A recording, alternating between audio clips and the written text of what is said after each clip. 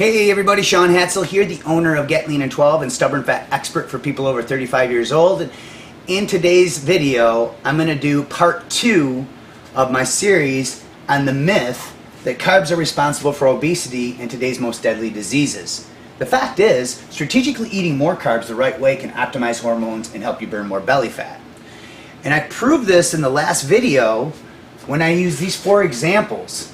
The Tarahumara and Kitavans Indian tribes ate 70% carbs. There was literally 0 obesity in these tribes and they had 0 disease. And I don't know if I pronounced them the right way, by the way.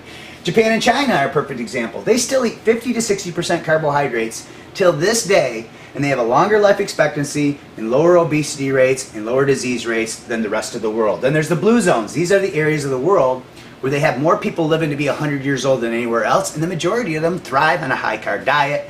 And the last most powerful example was the 60-day potato diet. When Chris Voigt protested against the government removing potatoes from the school lunch program, he ate nothing but potatoes, 20 potatoes a day for 60 days straight. Obviously, he was cooking them in a healthy way, wasn't deep frying and eating french fries. But when he was done, the results were profound. He was 22 pounds lighter, and his glucose, cholesterol, triglycerides all responded better than they would have if he was taking a couple prescription medicines. So I would never advocate eating all potatoes like that, obviously, but it just goes to show you that carbs don't necessarily make you fat. You just have to make sure that you focus on the right choices, the right timing, and the right combinations. Now, in the right choices, if you're a high-intensity exerciser, you're going to want to stick with most paleo type of choices. Now, most people think that potatoes and things like squash, and I think even certain ripe fruits really aren't considered paleo, and I don't understand why. A caveman could have easily found a piece of squash, picked it, cooked it, and ate it. Could have easily dug up potatoes and ate potatoes.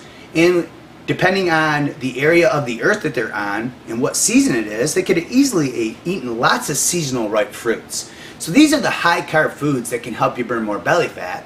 You just have to understand how to time them the right way and how to combine them the right way.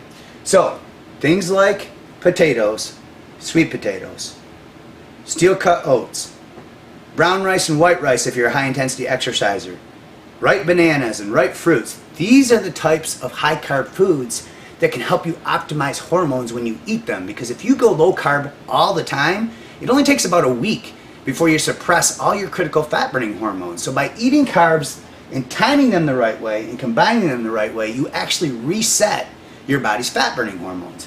So there's 2 best times to eat carbs. The first one is after a workout. Remember, after a workout, the muscles are like a sponge that's been wrung dry. And it wants to soak up nutrients because you've depleted all the stored energy from your muscle tissue and your liver tissue, and we call this stored energy glycogen. And what ends up happening is post-workout, they want to suck up nutrients, so you can eat lots of your favorite carbs in the post-workout window. You never have to worry about them being spilled over and stored as belly fat on your body because your body's muscle tissue and liver tissue is busy replenishing that stored energy. The next thing is combinations, and this is the key. So when you eat carbs in your post-workout window, you want to make sure that you combine it with a lean quality protein. You can obviously have vegetables anytime you want. They don't make people fat. Never heard of veggies making people fat.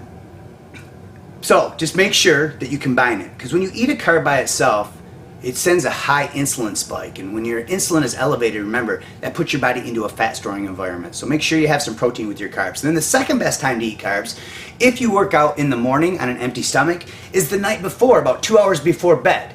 By eating a high carb meal and again combining it with some type of lean quality protein about 2 hours before bed, now you're giving your body the energy that it needs so that when you wake up after sleeping all night, if you want to train in a fasted state, you have the energy to power through that workout, but you still get to take advantage of being in a fasted state, which allows your body to release more fight or flight hormones. These are the hormones that are responsible for helping you shrink fat cells to lose more belly fat.